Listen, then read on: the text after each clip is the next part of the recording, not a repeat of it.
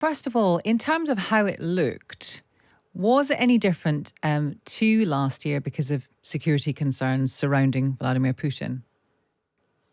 It was faintly scaled down. I mean, to be honest, we've seen a steady diminution in the size. A cynic would wonder if it's because they couldn't scrape together enough properly trained troops for a good parade.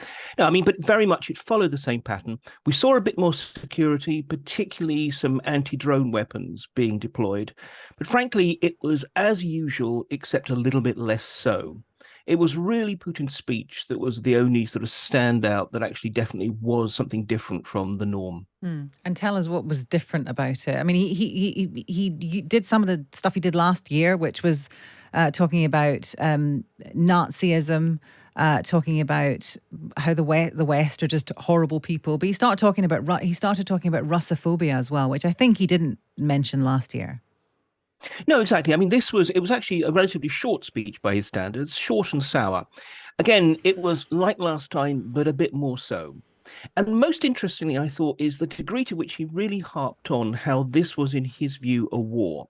I mean, we've got to remember that not only is the invasion of Ukraine technically in Russian parlance a special military operation, you can actually go to prison for calling it a war. I don't think the cops are going to be rolling up to sort of pick up Vladimir Putin any time. But instead, he's very much trying to frame this as this is not about Ukraine. This is about the entire Western alliance.